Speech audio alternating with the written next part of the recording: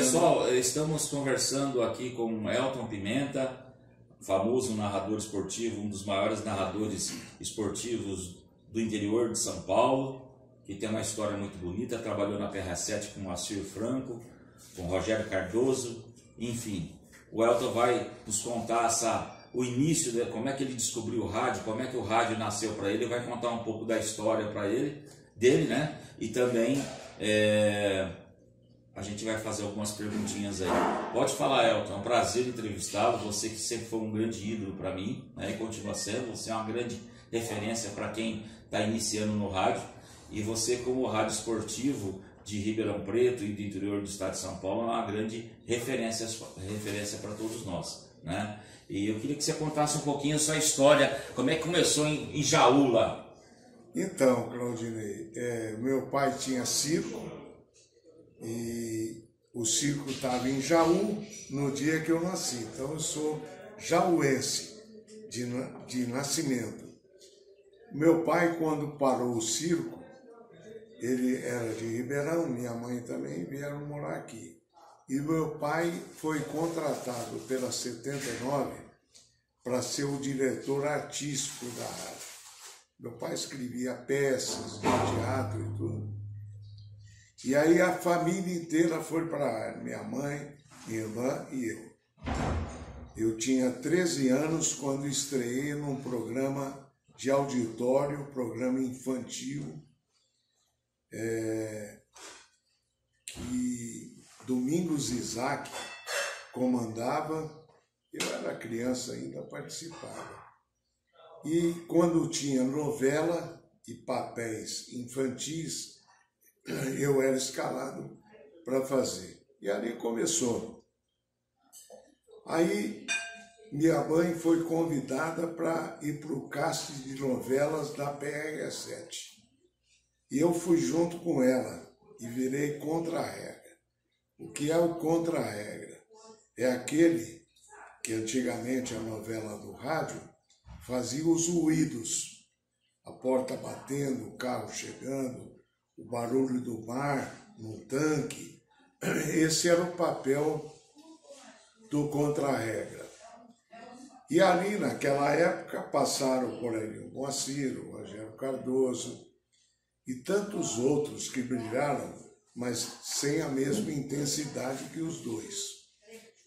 E aí eu fiquei fazendo novela na PR7, desculpa, em 60, meu pai voltou para o circo.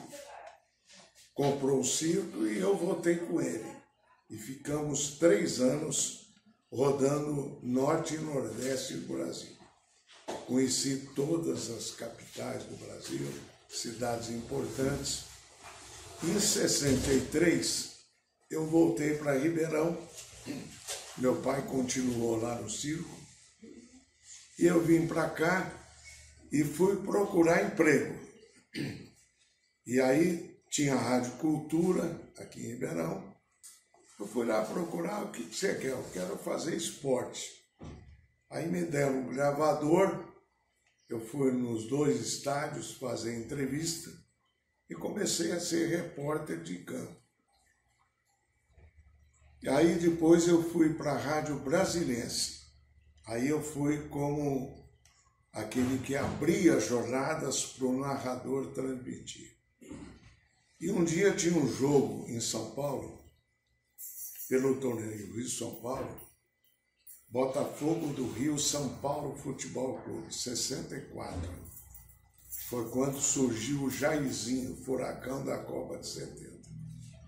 Quem ia transmitir o jogo era um locutor que foi famoso em São Paulo, que começou aqui, o Wilson de Freitas. Trabalhou em TV, inclusive. Ele morava em Araraquara, fazendo curso de odonto. E alguém tinha que avisar ele no dia que ele ia adiar para ele ir para o local. E me indicaram para avisar para ele que ele ia para o Pacaembu fazer Botafogo do Rio São Paulo. Só que eu vi ali uma oportunidade para mim. Fiz uma molecagem que não se deve fazer. Não avisei. e peguei o ônibus da Cometa aqui em Ribeirão, junto com o Wilson Roveri, que era o comentarista do jogo. Aí ele falou, você vai também? Eu falei, vou abrir a jornada, que o Freitas vai chegar atrasado e tal. E fomos para Pacaembu, começou a transmissão, e eu apresentando tudo lá, e o Roveri botando a cabeça para fora da cabine para ver o Freitas chegar. E não chegou. E eu irradiei o jogo. Terminado o jogo, eu contei para o Roveri. Ele falou, pô, você não devia ter feito isso e tal. O risco que você colocou, ainda bem, você foi muito bem na transmissão. E o diretor de esporte era o Lúcio Mendes. Aí na segunda-feira eu fui para a rádio, sabendo que eu ia ser dispensado pela molecagem que eu fiz. Cheguei lá, subi a escada na rádio, fui na sala do Lúcio, falei, antes você me dispensa, eu vou pedir desculpa e tal, e tal, e tal. Falou, fica frio, você vai ficar como o terceiro narrador aqui da rádio, já vai passar e tal. Falei, tá bom. Mas na mesma semana, o Jovino Campos, que era da Rádio Cultura, me ligou e falou, você não quer vir para a Cultura? Você vai ser o segundo narrador. Pô, eu ia ser o terceiro lá, o segundo ali. Eu falei, vamos. E era o Pedro Giacomini, o titular. E aí eu fui para a Cultura e comecei a fazer alguns jogos. O Pedro era o titular. Mas o Pedro, infelizmente, ele tinha um problema que ele não podia viajar muito. Ele tinha uma doença, que inclusive o negócio. Ele fazia uma viagem mais longa e o joelho inchava. Aí eu comecei a irradiar mais do que ele. E eu comecei a, provavelmente bem, que aí eu comecei a dividir com ele as transmissões. Aí ele saiu da rádio, eu fiquei primeiro, e a rádio buscou Indalécio Carvalho em Marília. Indalécio veio para cá, e a gente fez uma parceria durante muitos anos. Dali, eu fui para a PRA7, que foi vendida para o Tiziano Mazedo. Fomos primeiro eu, Jovino e o Totinho. Depois Coraúce, Roveri, aí Tardelli, aí montou uma equipe que eu considero a melhor do rádio. E aí fiquei ali até 75, isso foi 67, 75, fui para a Cultura, fazia 10 anos que a rádio não transmitia futebol, e eu fui contratado para montar uma equipe, para começar do zero. E o dono da rádio falou, você tem liberdade para convidar quem você quiser. Só que eu precisava ter um comentarista de peso. Miguel era diretor comercial na 79, Jovino e Totinha na PRA7, e não iam sair de lá. Aí eu imaginei o seguinte, como eu não vou ter comentarista de ponta, eu vou fazer um rádio informativo. Vou fazer uma rádio de repórteres.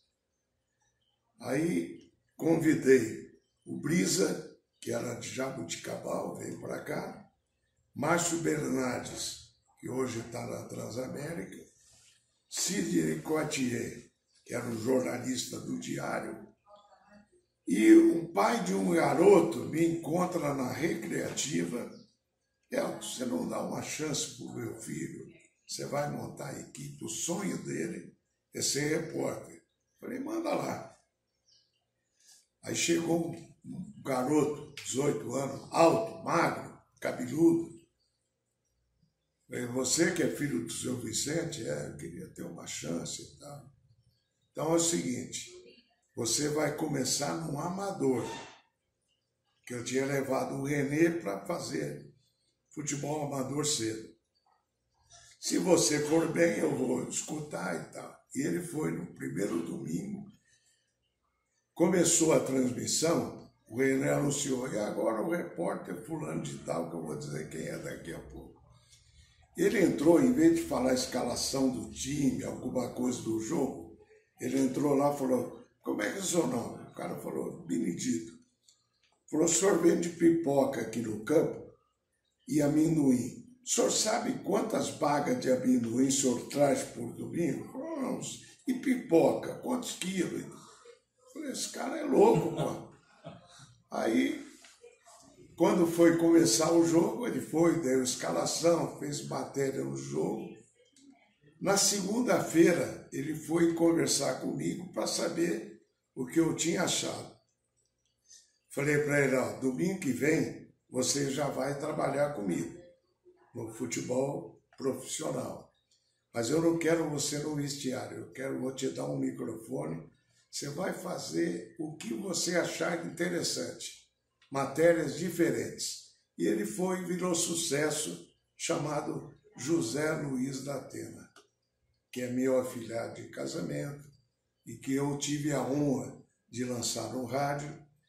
E ele até hoje me chama de padrinho, e a minha mulher de madrinha.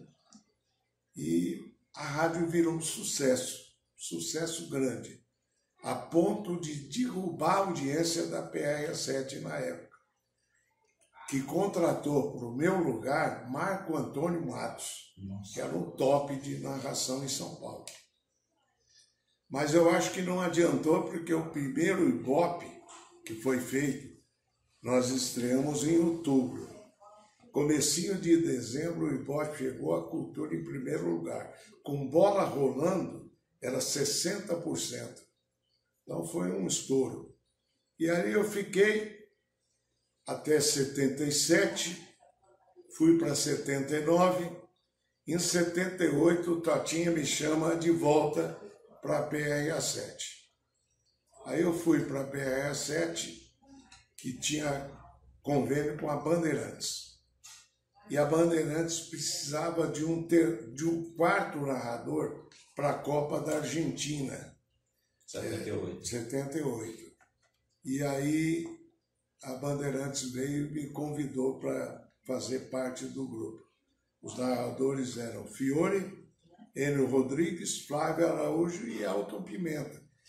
Um molecão interiorano e tal. E fui para Bandeirantes, mas sem desejo de mudar para São Paulo.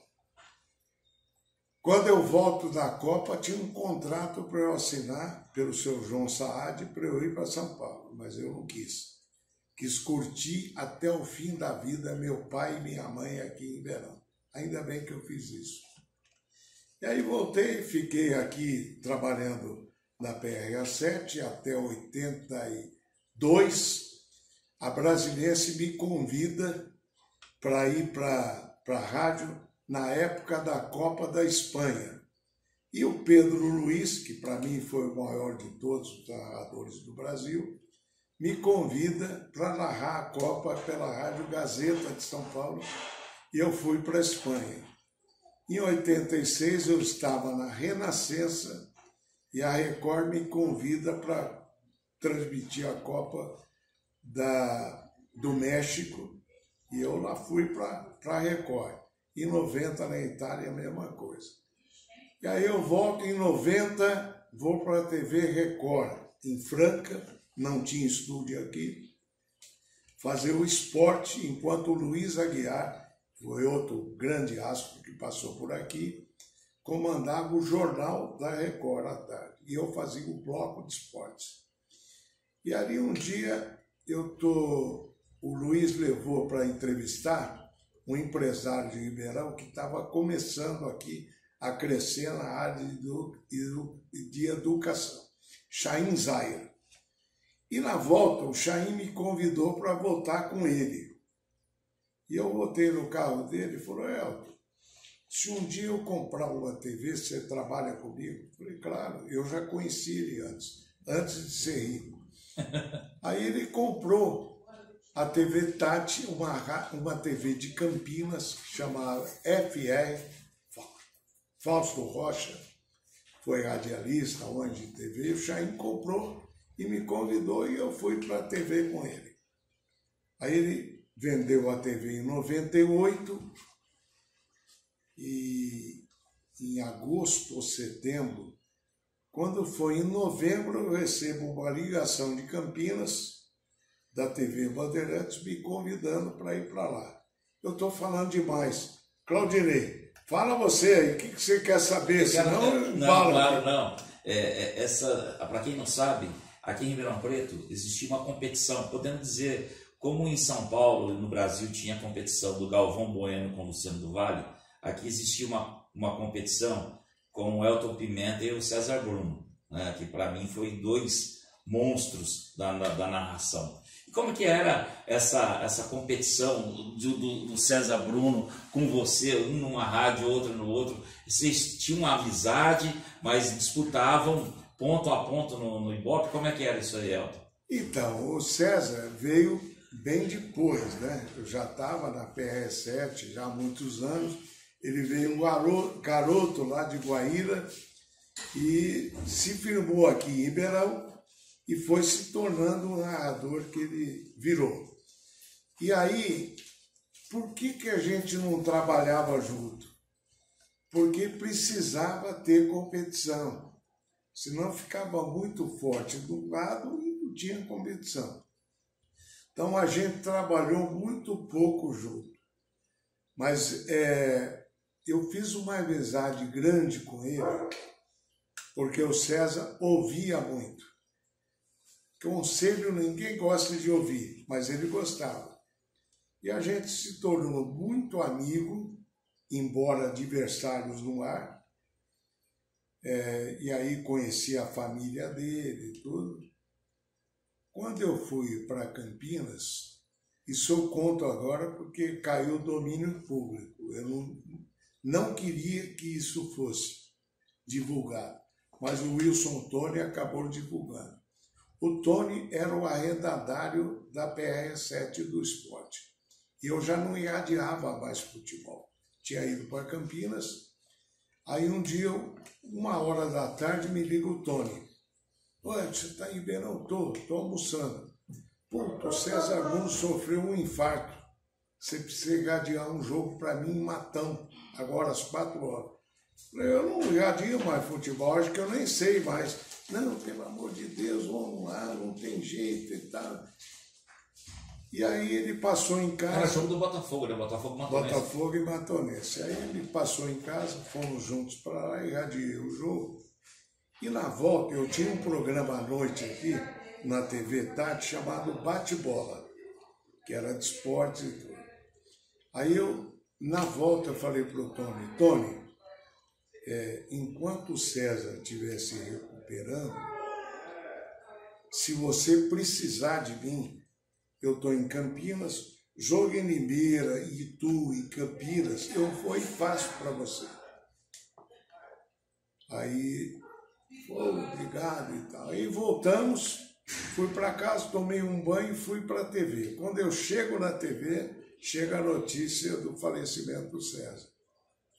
Aí eu abri o bate-bola e falei, hoje não vai ter bate-bola. Por conta disso e tal, até me emociona muito. E não fizemos o programa e eu, à noite, fui para Campinas, que segunda eu já trabalhava lá. Aí, à noite, segunda, me liga o Tony. Elton, preciso de você. Por que, Tony? Eu quero manter, porque o César, além de grande narrador, era um homem de publicidade, vendia muito. As propagandas da PR7 na época, tudo venda dele. E ele tinha a comissão. Aí o Tony me diz assim, eu preciso manter para a família dele esse valor das comissões. E eu não tenho outro nome hoje que segure os patrocinadores se não for você. Vai sair muita gente e eles não vão faturar mais isso aí. Mas minha mulher não queria mais. Aí eu, Tony, eu não posso mais, me ajuda aí, me ajuda e tal. Falei, deixa eu pensar e eu te ligo. Aí eu, na terça, liguei para ele e falei, Tony, eu quero uma reunião com você sábado aí de manhã e chama a Denise, mulher do César, para essa reunião. Aí ele falou para mim, e aí, você resolveu? Eu resolvi, mas você tem que me pagar um bom salário. Quanto que você quer? Eu falei, eu quero, não vou falar o valor, mas eu quero um X, que para Ribeirão era um valor bem alto. Tá fechado. Tony era desse jeito. Tá fechado, eu garanto e tal. Aí no sábado eu vim, reunimos eu, ele e a esposa do César, e aí falei para a Denise, Denise, eu te chamei aqui porque eu acertei com o Tony, eu vou transmitir os jogos até dezembro, isso foi em março, até dezembro, e toda a comissão que o César, eu tinha pedido para ele fazer uma lista de anunciantes. Toda a comissão do César, você vai receber do Tony todo dia 10. E ele vai me pagar por mês, X por mês, é o meu salário. Você vem aqui, ele vai dar na sua mão esse salário também. Eu não quero um tostão. E assim foi até dezembro. Fui no Chaim, que eu já não trabalhava mais com ele, e pedi para ele a bolsa das duas meninas do César, que estudavam no COC. E ela não tinha condição de mantê-las. Chaim deu a bolsa até o final do curso. Nossa, talvez ele nem se lembre disso, que já fez tanta coisa para os outros, mas eu me lembro. Então aquilo só me fez bem, sabe? Porque aí a vida continuou, as meninas se formaram, Denise tocou a vida para sempre, o Juninho cresceu, hoje é homem. Então eu fico feliz por isso, por ter sido adversário no ar, mas amigo de chegar a esse ponto que poucos fazem. Ele disse para o Tony, Tony, isso aí é entre nós, não precisa falar nada para ninguém. Aí um dia me liga um amigo aqui de Ribeirão, parabéns, o que foi? Pô, eu li a coluna do Dr. Brasil Salomão, fez um comentário sobre a amizade e contou o que você fez. Eu falei, o que eu fiz? Um negócio do César. Nossa. Aí liguei para o Tony, falei, Tony, Elton, eu aguentei até um certo ponto, mas eu tinha que contar isso para saber o que é amizade. Tá? E assim foi. Essa disputa também foi com o Marco Antônio, depois, antes disso, foi com o Pedro Jacomini, que foi para 79 e eu na PRS7, e sempre assim. Mas a amizade que a gente tinha nas rádios era muito grande. Eu tinha 2 microfones. Se o da outra rádio quebrasse, eu cedia o meu para ele. Claro, existia uma parceria, cada um ajudava o outro. E você, além de ter passado por essa experiência de ter que comentar ou anunciar o falecimento do saudoso César Bruno, você anunciou o falecimento do Zé Mário, ponta direita do Botafogo. Acho que no jogo Botafogo e Flamengo, lá no Rio de Janeiro. Eu estava na Argentina, na Copa da Argentina. Quando recebi a notícia, entrei na transmissão do jogo do Maracanã, Flamengo e Botafogo. Aí entrei na transmissão direto da Argentina e comentamos a morte dele, que foi realmente uma perda para o futebol brasileiro. Né? Sem dúvida. Zé Mário eu considerava um gênio. E eu acompanhei ele um mês no Rio, quando ele foi convocado pelo Cláudio Coutinho, e o Brasil ia fazer uns amistosos no Rio. Eu fiquei um mês na casa do Antônio Magrini, que morava lá. Me convidou para ficar na casa dele. E teve um jogo Brasil e Inglaterra, que eu estava transmitindo, e que quando deu uns 20 minutos do segundo tempo, eu comecei a ouvir um burburinho no estádio. Zé Mário, vai baixo aí. De repente, aquilo tomou conta do Maracanã inteiro. Se ouvia em qualquer parte, Zé Mário. E aí o Coutinho colocou ele nos últimos 15 minutos, vestiu a camisa da seleção.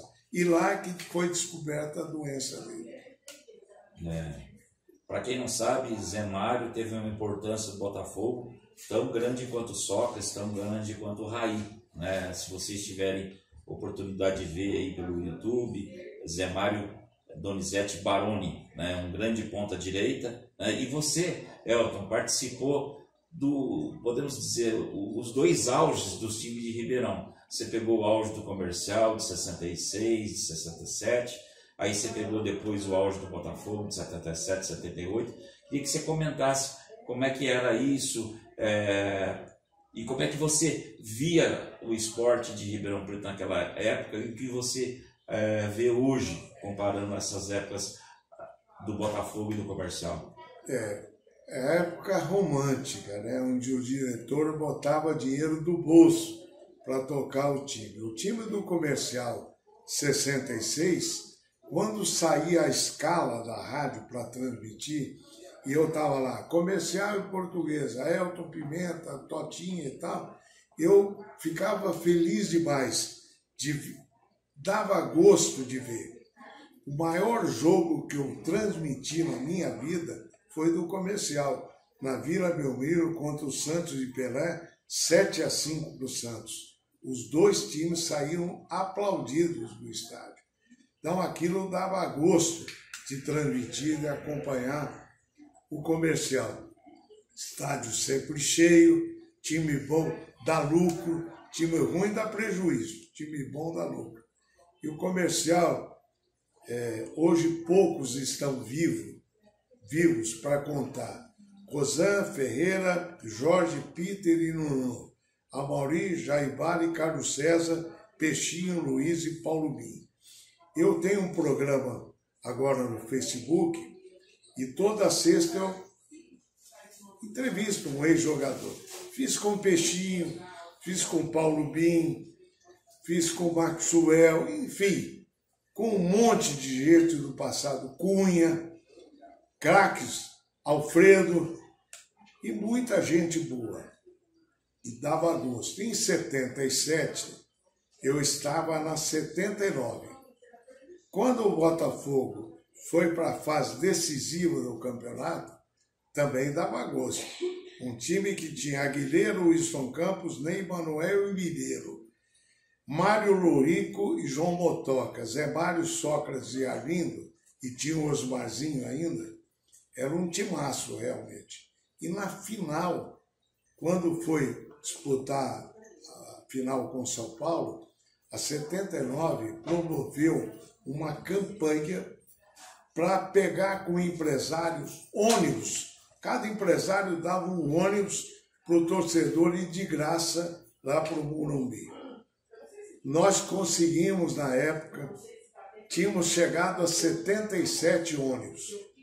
A rádio, num sacrifício, alugou mais 2 para dar 79 ônibus, prefixo da rádio.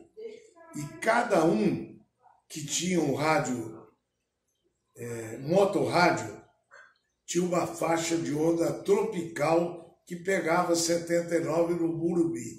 Quando eu falava, olha o relógio, eu ouvia no estádio o apito da 79 no campo. Foi lindo demais. 2 épocas extraordinárias.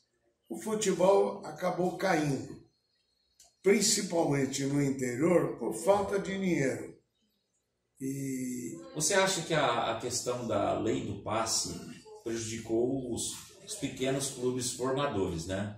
E totalmente, porque quando o clube detinha o passe, né, o clube como formador, eu costumo dizer o seguinte: antigamente o jogador reclamava que ele era, vamos supor, escravo do clube, agora ele é o escravo do empresário.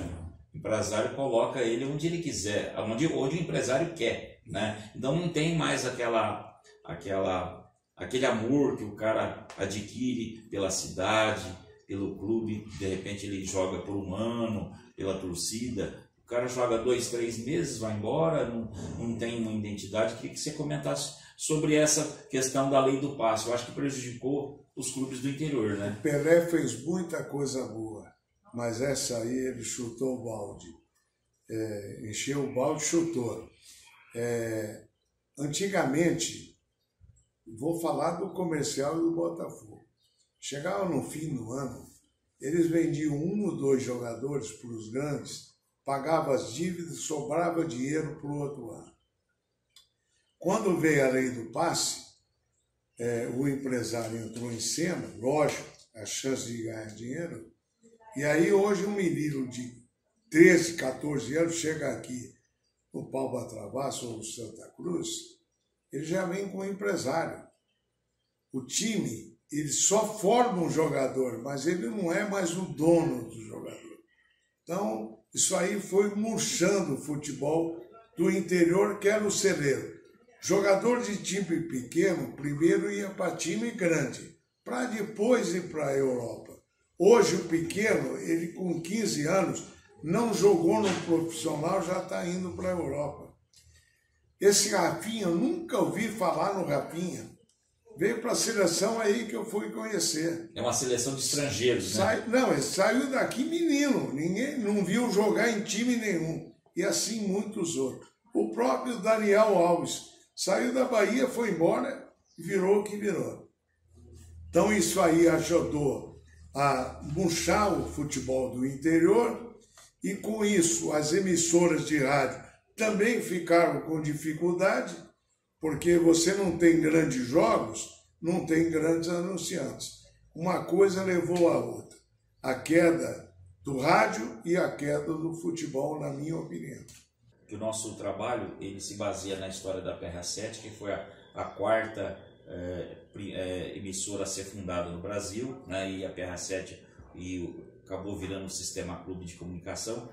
O fato de você ter trabalhado no Palácio do Rádio, na PRA7, ter trabalhado com Rogério Cardoso, ter trabalhado com Moacir Franco, era um time, um cast muito interessante, né? E o Boni trabalhou uma parte aqui, a própria Guta, que depois foi ser diretora da Rede Globo Televisão. Queria que você comentasse como uma cidade do interior e Ribeirão Preto bem menor do que é hoje, com um time maravilhoso, com um time de um talento enorme. Queria que você comentasse um pouquinho desse auge da PRA7 nos anos 60 até os anos 70.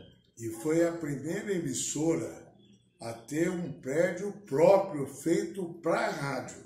Que era o Palácio do Rádio. A Bandeirantes era na Paula Souza, num prédio comum. Só depois é que foi para onde está hoje. Então a PRA7 montou, como você disse, o Palácio do Rádio. Eu estava na 79, ainda menino, antes de ir para lá, eu passava de ônibus ali na Barão, eu morava no Jardim Paulista, passava em frente. Aí eu vi sentado 2 muretinhas que tinha ali, Moacir e outros tantos que a gente conhecia, só de longe, e eu falava comigo, um dia eu vou trabalhar nessa rádio para sentar nessa mureta aí. E acabei indo logo em seguida. Era uma rádio que era, na época, a televisão de hoje. Você tinha na PRA7 mais de 40 pessoas só no rádio teatro, só nas novelas. Você tinha o cast de jornalismo, a equipe de esportes, a parte musical, onde o Porto Alegre era o maior nome na época. Então a PRA7 foi, como os times de futebol, a reveladora de grandes craques. Falei agora há pouco do Luiz Aguiar, que ainda está aqui, meu compadre, meu amigo, ele começou aqui também. Para você ter ideia, a força do rádio, o Pedro Luiz veio a Ribeirão Preto trazendo um contrato da Rádio Bandeirantes para o Luiz Aguiar assinar aqui. E levou o Luiz para São Paulo. Então, Moacir, depois de muitos anos, eu estava em Campinas, e ele foi dar uma entrevista na TV que eu trabalhava. E na sala de espera, eu estava dando tempo para começar o meu programa, e sentou e tal, a minha esposa estava junto, ficou me olhando, eu olhando para ele, a gente conversando, e aí minha mulher tomou a iniciativa, falou, Moacir, você não está lembrando dele, né? Ele olhou para mim e falou, como é que você chama? Eu falei, Elton. Elton Pimenta? Eu falei, virou para minha esposa: como é que eu ia conhecer um magrelinho de calça curta, pô, cabeludo, agora careca, gordo e tal? E ele me deu um abraço grande. Falou: Elton, eu nunca esqueço de você por causa do Guto, meu filho, que veio aqui em Ribeirão trabalhar um tempo. O Guto te adora, porque ele fala que você foi o pai dele em Ribeirão. Levou ele para casa, para sua casa, para almoçar, deu conselho e tal, tal. Isso aí foi uma gratidão que eu recebi do Moacir, que também me fez bem. E o Rogério era só alegria. Tinha também no cast da PRS7 um rapaz chamado Gilberto Garcia, de novela, de rádio e teatro. Ele é pai da como é que chama? Rosana Garcia. Acho que tem duas irmãs, Isabela Garcia. Isabela Garcia. Uhum. Ele é pai, era pai. Se não me engano, uma das duas fez a primeira versão do Sítio do Pica-Pau Amarelo. Isso. Então, também saiu daqui. Então, o Ribeirão teve uma grande época do rádio, foi aquela. Aí depois veio a televisão, as novelas foram escasseando no rádio, programas de auditório foram diminuindo e deixou saudade. Quem viveu aquela época, quem tem mais de 70 anos aqui em Ribeirão, com certeza conheceu a PRS7, fazia fila para conhecer o prédio quando inaugurou. Era lindo. Tinha do lado um local auditório, né? Onde um tempo foi uma empresa de manutenção de guincho, alguma coisa isso, assim. Né? Seguro e tal. Ali era multicolorido auditório, que era cheio de luzes, e ali o Wilson Gasparini, Sebastião Xavier, Moacir Franco participavam no auditório de programas humorísticos. Ali foi a grande época da PRS7. Para quem não sabe, também, antes dos programas esportivos, que o Elton fazia parte, teve também o Balanga Beijo, né? Que eram fatos policiais com sátira, com Luiz Moser, o Tiririca, e o Cora Luce, né? Quer dizer, o pessoal nós, né, ouvintes, já nos preparávamos para ouvir os programas esportivos ao meio-dia, ouvindo já uma coisa hilariante, gostosa, né? Quando os dois faziam apostas, né? Tanto o Tiririca quanto o Coraúz, nos Come-Fogos, né? Nos saudosos Come-Fogos, a cidade parava, né? Para ver cada um pagando aposta e o Come-Fogo sempre lotado, né? Foi uma época muito interessante, né? Balanga Beijo foi um fenômeno de audiência em Ribeirão. Ele era na 79 com o Tiririca e J Pesquisa, ali que ele surgiu. Aí a PRS7 fazia pesquisa, ganhava no esporte, no musical, mas às 11 horas levava um baile da 79. E aí o Jovino, que era o diretor comercial, e o Totinha conversaram com o Tiziano e falaram: vamos ter que gastar um dinheiro e trazer o Tiririca para cá. E ele veio. E eu cheguei a fazer uma semana o programa com ele, antes do Coraúz. Mas eu não levava jeito e o meu negócio era esporte. Aí o Coraúz entrou, aí arrasou, foi a grande dupla do Balanga, e a PRS7 por muitos anos comandou a audiência com tudo, com música, esporte, notícia e o Balanga Beijo. Que bacana. E depois do rádio, você já tinha ido um pouco para a televisão, na TV Tati, e depois você foi trabalhar em Campinas, né? Que já num programa político, um programa de informações. Gostaríamos que você contasse essa mudança, né, de rádio para TV e como é que era esse programa lá, que foi um sucesso. Então, aí é o seguinte, eu disse agora há pouco, o Chaim vendeu a TV por uma rede evangélica. E eu já fazia um programa político, Jornal das 11, entrevistava prefeitos, deputados da região, e a TV pegava em Campinas também. A TV Tati pegava na região de Campinas. Aí, quando esse grupo assumiu, o desejo deles é que eu entrevistasse só políticos da base evangélica. Eu disse que não podia ser assim. Até criei uma frase que eu digo até hoje: programa político é igual praia, não tem rico e não tem pobre, tem que entrar todo mundo. E aí eu acabei saindo e fiquei sem emprego, de setembro até novembro. Aí me liga um cidadão lá de Campinas: o Elton, aqui é o Sadi Vital, sou diretor da TV Bandeirantes, queria conversar com você e tal. Eu fui para lá achando que era para o esporte. Por quê? Datena estava na Band, o Luciano, meu amigo, estava na Band, o Johnny, que era o filho do seu João, que hoje é o chefão, ainda estava como filho. Eu tinha feito uma Copa na Bandeirantes, eu achei que era para o esporte, fazer um bate-bola e tal. Aí eu cheguei lá e ele falou para mim assim: Elton, nós queremos trazer você para cá. A TV Bandeirantes aqui, ela pega em 80 cidades, região de Campinas, Jundiaí, Bragança, Piracicaba, e nós não temos nenhuma representatividade política. Falei, mas o que você quer de mim? Eu estou achando que é esporte, né? Falou, nós queremos que você faça aquele programa político aqui.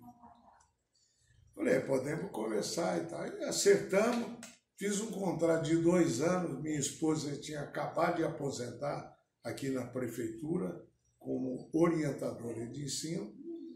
Falei para ela, vamos passar 2 anos em Campinas, depois a gente volta para cá e recomeça a vida aqui em Ribeirão. Aí fomos para Campinas, os 2 anos passaram bem rápido, renovamos o contrato e aí fui ficando. Dali eu fui para o SBT, convidado pelo SBT de Campinas, e para a Rádio CBN de Campinas. Fiquei 3 anos e meio na TV e na rádio. E por fim a TVB Record, que era do Quercia, que me levou tudo para fazer o programa político. E aí acabei ficando 20 anos lá, e aí em março de 18 eu resolvi me aposentar, porque eu disse assim, não vi os meus filhos crescerem por conta do trabalho, não vou perder os netos. Aí voltei para Ribeirão e aqui estou aposentadinho, com os filhos e netos, morando todos juntos e vivendo a vida. Eu digo sempre no encerramento do meu programa, já há 20 anos na TV, agora há 2 na internet, eu encerro o programa dizendo assim: obrigado pela atenção, pela companhia, se cuidem por causa da pandemia e viva a vida. Esse é o lema que eu tenho. Que bacana, Elton. Elton, dentro do nosso trabalho, a gente tem que fazer 2 perguntas para os entrevistados. Já entrevistei o Coral Neto, já entrevistei o nosso querido Rochinha, você é o terceiro. Amanhã, segunda-feira, eu devo entrevistar o Ricardo Silva, que tem um programa na Clube, né, o deputado federal Ricardo Silva, e também tem outras pessoas aí que a gente está acertando para poder juntar tudo nesse trabalho audiovisual, que depois você vai receber uma cópia. O nosso trabalho chama Os Desafios do Rádio Brasileiro no Século XXI. Né? O que nós estamos até pleiteando, até para que de repente, através de um deputado federal como Ricardo Silva, faça para a profissão dos locutores. Como o rádio é uma concessão, passa a ser obrigatório as rádios terem locutores das 8 às 24 horas. Por quê?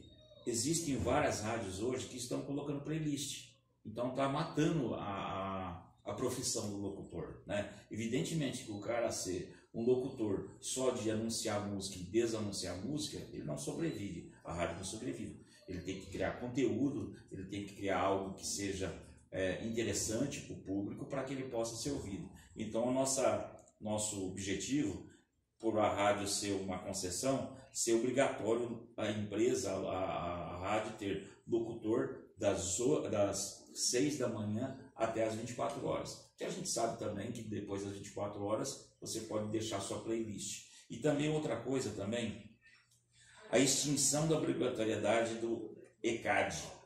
pois as rádios não sabem hoje para onde vai esse dinheiro. Muitas vezes não, eu conheço alguns artistas que muitas vezes não recebem, muitas vezes não tem ideia o que está recebendo. Então, a extinção passa a ser facultativo, sendo que esse valor, em vez de recolher o ECAD, ela possa aplicar em benefícios para a sociedade, ali daquela região, ou em benefícios da radiodifusão, quer dizer, uma escola do rádio, alguma coisa voltada para a comunidade, seja para o rádio em si, como escola, né, pessoas que ainda gostam do rádio, e o rádio possa ter continuar tendo essa transformação, ou também em benefícios para a comunidade. Se ela é de um bairro, já que às vezes o poder público não consegue cuidar daquela região, aquilo que a rádio deixar de pagar o ECAD, ela investir numa ação social. O que você acha com relação a essas duas questões? Eu acho a ideia muito boa. Difícil é colocar em prática pelo problema da fiscalização. Infelizmente, no Brasil, uma grande parte sonega. Se você deixar por conta não obrigatória, mas facultativa, eu não sei quanto vai faturar para praticar esses bons atos que você citou aí. Com relação a locutor, bom, a rádio sem locutor não é rádio, quer dizer, isso devia já ser fiscalizado e ser obrigatório. Eu vejo hoje o que aconteceu, por exemplo, no transporte público. Você tinha o motorista e o cobrador. Hoje não tem mais cobrador.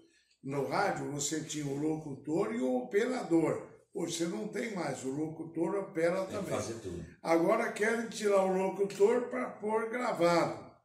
É o fim do mundo, é o fim do rádio. E eu acho que o rádio ele só vai sobreviver se ele segmentar. Por exemplo, qual a rádio mais ouvida em notícia? É a CBN, na minha opinião. Tem a Jovem Pan, boa, a Band, mas a CBN é top na informação, até porque começou primeiro. Aí você pega as FMs, já estão segmentadas, sertanejo, rap, música popular brasileira, cada uma vai procurar o seu caminho. Como eu acho que também a TV tem prazo de validade para ser o que é hoje. Ela também vai segmentar. Eu não sei quanto tempo vai demorar, mas ela vai ser ou esporte ou notícia. Por quê? Porque eu tenho 5 netos. 2 deles, um tem 7, o outro tem 10. Se você perguntar para eles quem é o Silvio Santos, eles não sabem. Se você pedir o nome, tem um de 17, pedir para ele o nome de um programa de TV, não sabe. Agora, da internet, o que você perguntar, ele sabe o nome, endereço, horário, tudo. Então, eu acho que a TV vai ter que realmente também procurar o caminho. Deus queira que não façam na TV o que fizeram no rádio. Dispensar o operador, agora liberando o locutor. Então, procure as autoridades, nem todas confiáveis, mas que eles possam lutar por esse fim. No mínimo, manter o locutor na rádio. Mesmo que seja para anunciar música. Porque se for playlist, quem é que vai falar para o dono da rádio pagar aquilo para o ECAD ou para outro fim? Quer dizer, está lá, está saindo, o artista não recebe, é lesado, o proprietário da emissora, quanto menos pagar para ele vai ser melhor, vai pagar menos para o locutor. Eu não sei onde vai parar isso, Claudinei, sinceramente. Tinha que ter uma fiscalização maior, né? Porque hoje é só voltada para o lucro, e a cultura e a qualidade sendo esquecida, né, de forma geral. Né? É isso aí. Certo. Suas considerações finais, agradecer em primeiro lugar a ter esse papo com você que é uma grande referência do rádio do interior de São Paulo, depois passou a fazer programas de TV, enfim, suas considerações finais e agradecer, depois eu vou te mandar essa matéria aqui. Espero, vou guardar. Como eu guardo meus títulos aqui, que são relíquias para mim, que eu acho que é uma consideração que a cidade tem pelo trabalho. Não por você, pelo trabalho que você executou. Quero aproveitar por você, mandar um abraço a todos os cursantes desse curso de rádio. O rádio não pode morrer. Eu fiz televisão por 28 anos, mas fiz o rádio por 32. Se você pudesse fazer um ultrassom da minha veia, o sangue é de radialista, não é de TV, não. Então, continue lutando, você continue brilhando no rádio, sustente o rádio e um abraço para os radialistas também, que estão aí nessa luta do dia a dia. Eu amo o rádio e obrigado pela entrevista que você fez comigo. Para mim, é sempre uma alegria falar sobre a experiência de vida, incentivar os jovens também que sonham com essa carreira que é muito boa.